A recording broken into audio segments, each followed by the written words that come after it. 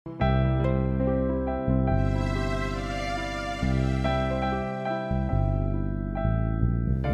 And টেকের পক্ষ থেকে আপনাদেরকে শুভেচ্ছা। আমরা আজ কথা বলবো অভিনয় শিল্প নিয়ে।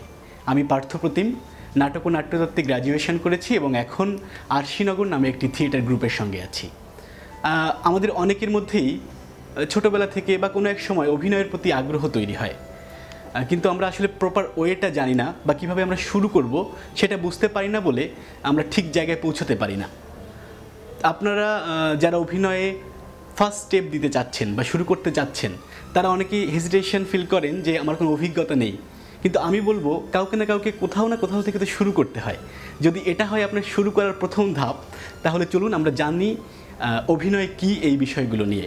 তবে তার আগে আপনাদের কাছে একটি প্রশ্ন, আপনারা নিজেদেরকে এই প্রশ্নটি করবেন। সেটি হলো, আপনি কি একজন অভিনয় শিল্পী হতে চান, নাকি আপনি চান আগামীকাল অথবা এই ভিডিওগুলি দেখার পর আগামী বছর একজন বিখ্যাত নামকরা কেউ হয়ে উঠবেন?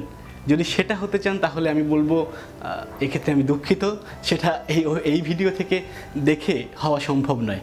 কারণ অভিনয় শিল্পটি জানার জন্য আপনাকে যেটা করতে হবে, এটার জন্য সাধনা করতে হবে, লেগে থাকতে হবে, আপনার ইচ্ছা শক্তি দিয়ে, আপনার নিয়মিত চর্চা দিয়ে অভিনয় চালিয়ে যেতে হবে এবং একসময় আপনি অভিনয় শিল্পী হয়ে উঠতে পারবেন। আমরা একেবারে বেসিক জায়গা থেকে আজ শুরু করব। আমরা প্রথমেই জানব অভিনয় কী। অভিনয় কি জানার আগে অভিনয়ের একটা প্রাচীন ইতিহাস আপনাদেরকে আমি শেয়ার করতে চাই। সেটি হলো, অভিনয় বলা হয় এটি মানব ইতিহাসের সমান বয়সী। অর্থাৎ মানুষ জন্মের পর বা পৃথিবীতে প্রথম মানুষ যখন আসলো, তখন তারা কিন্তু কথা বলতে পারতো না বা তাদের মনের ভাব প্রকাশ করতে পারতো না কথা দিয়ে বা লেখা দিয়ে। তখন তারা যেটা করতো, তাদের শরীরের অঙ্গভঙ্গি দিয়ে তাদের কোনো একটি ঘটনা বা তাদের মনের যে কথা সেটাকে ব্যক্ত করার চেষ্টা করতো। এটাই অভিনয়। অর্থাৎ ধরা যাক একজন আদিম মানুষ, সে জঙ্গলের ভিতর কোথাও একটি পশু তাকে তাড়া করেছে, সে সেখান থেকে বেঁচে এসে তাদের গোত্রের কাছে গিয়ে সেই গল্পটা কিভাবে বলবে। সে হয়তো তার সেই হিংস্র পশুটির অঙ্গভঙ্গি করবে, সে তাকে কীভাবে তাড়া করেছিল সেটি দেখাবে এবং সেভাবে তাকে অন্যদেরকে বোঝানোর চেষ্টা করবে যে একটি হিংস্র পশু তাকে তাড়া করেছিল। এই যে হিংস্র পশুটির অনুকরণ তারা করলো, এটি হলো অভিনয়।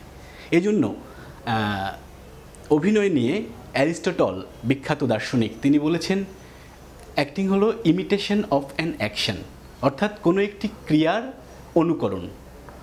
তো অনুকরণ থেকেই অভিনয়ের আসলে সৃষ্টি। কিন্তু শুধু অনুকরণই কি অভিনয়? তাহলে তো সেটা নকল হয়ে যাবে, যে একজন মানুষের আমি হুবহু কপি করলাম, তা কিন্তু নয়।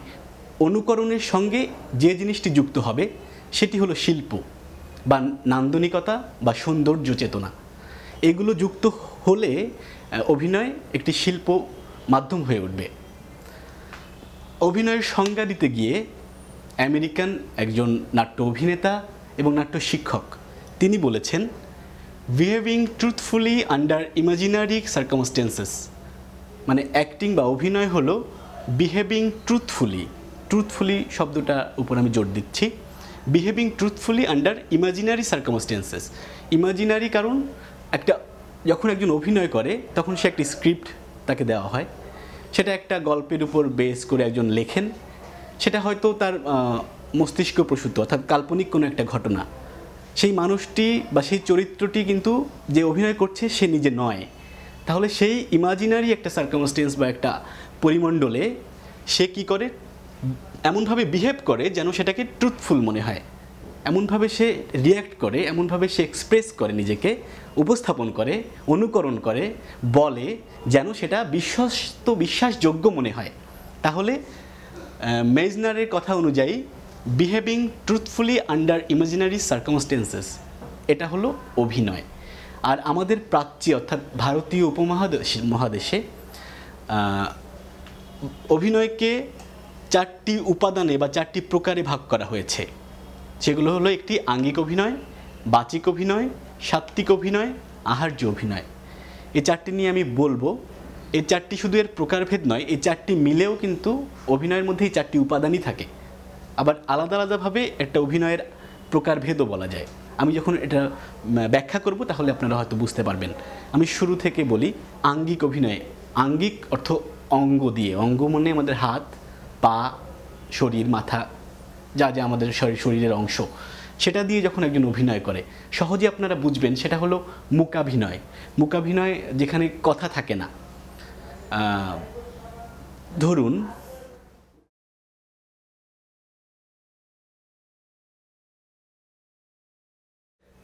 কথা না বলে আমি এটা বোঝানোর চেষ্টা করলাম, আপনারা হয়তো বুঝেছেন যে এখানে একটি ফুলের গাছ, সেখান থেকে আমি একটি ফুল ছিঁড়ে নিলাম এবং তার গন্ধ নিলাম। তাহলে এই যে কথা না বলে আমার অঙ্গ দিয়ে, আমার হাত দিয়ে, আমার মুখ দিয়ে আমি এটাই বোঝানোর চেষ্টা করলাম, যা বোঝানোর চেষ্টা করলাম সেটা একটি অভিনয়, তাকে বলা হচ্ছে আঙ্গিক অভিনয়। এরপরে আসছে বাচিক অভিনয়। বাচিক এসছে বচন শব্দ থেকে, বচন মানে কথা। এটি সহজে বুঝবেন রেডিও অভিনয় যদি আপনারা শুনে থাকেন, রেডিও নাটক যদি আপনারা শুনে থাকেন, সেখানে কিন্তু আমরা পাত্রপাত্রীকে দেখতে পাই না, কারা অভিনয় করছে, তার বয়স কত, সে কোন সিচুয়েশানে আছে, কিছুই আমরা দেখতে পাই না, কিন্তু তার কথা দিয়ে আমরা বুঝতে পারি এই রে বৃষ্টি পড়লো, মানে কথাটা বললে সে বুঝিয়ে দিল তার অবস্থাটা কী, বা আমার খুব মাথা ব্যথা করছে, আমার আর ভালো লাগছে না, আমি আর কাজ করতে পারবো না। এই যে আমি এখন দেখলেন আপনি, কিন্তু যদি একটা কালো একটা অবস্ট্রাকলের মধ্যে আমাকে দেখেন এবং আমি কথাগুলো বলি, ইস আমার ভীষণ মাথা ধরেছে, আমি কাজ করতে পারবো না, আপনি কিন্তু আমার অবস্থাটা বুঝতে পারলেন। এই যে অভিনয়টা, এটা হলো বাচিক অভিনয়। এরপরে আসছে সাত্ত্বিক অভিনয়। সাত্ত্বিক হলো সত্তা, মন। আমার যখন একটি চরিত্রের ভেতর তার মানসিক অবস্থা, তার আবেগ, তার অনুভূতিকে আমরা এক্সপ্রেস করি, প্রকাশ করি আমাদের এক্সপ্রেশন দিয়ে, আমাদের মুখের অভিব্যক্তি দিয়ে, আমাদের কান্না দিয়ে, আমাদের হাসি দিয়ে, এই যে নানাভাবে আমরা আমাদের সত্তাকে, আমাদের মনের ভাবকে প্রকাশ করি, সেটা হলো সাত্ত্বিক অভিনয়। আর আহার্য হলো আহরণ করে, অর্থাৎ আমাদের যা যা ব্যবহার করে, ব্যবহার্য জিনিস দিয়ে যখন আমরা অভিনয় করি। যেমন আমরা অভিনয়ের সময় কি করি, ধরো আমার বয়স বৃদ্ধ বোঝানোর জন্য আমি চুলটা সাদা করে ফেললাম, বা আমি একটা উইগ পরলাম, কিংবা আমি একটা লাঠি নিলাম, কিংবা আমি এখন এই যে কলমটা নিয়ে যদি এটাকে সিগারেট মনে করি, বা এটাকে দিয়ে আমি দেখাতে চাই, এটা আমার প্রপস, বা এটা হলো আমার আহার্য, এটা দিয়ে আমি অভিনয় করি। তাহলে এই চারটে জিনিস মিলে কিন্তু একটা পূর্ণাঙ্গ অভিনয় হয়, যেখানে একজন অভিনেতা অঙ্গ দিয়ে অভিনয় করেন, তার বচন বা শব্দ দিয়ে অভিনয় করেন, তার সত্তা দিয়ে তো করেনই, কার আবেগটাকে তার প্রকাশ করতে হয়, এবং আহার্য হিসেবে তে অনেক কিছু প্রপস বা জিনিসের সাহায্য নেন। আলাদা আলাদাভাবেও এগুলো এক একটা প্রকার বলা যায়, আবার উপাদানও বলা যেতে পারে। তো এই হলো অভিনয় কী এর প্রাথমিক ধারণা। আর এর পরের ধাপ যেটা আসবে সেটা হলো চরিত্রায়ন।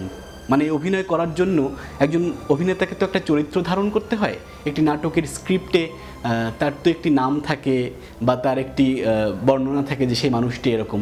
তখন সে তার নিজের জায়গা থেকে, আমি পার্থর জায়গা থেকে আমি একজন ডাক্তার, বা আমি একজন শ্রমিক, বা আমি একজন রিক্সাওয়ালা, এই যে বিভিন্ন চরিত্রে আমার প্রবেশ করা, সেটা হলো চরিত্রায়ন। চরিত্রায়ন নিয়ে আমরা আমাদের আগামী পর্বে কথা বলবো। ভালো থাকবেন।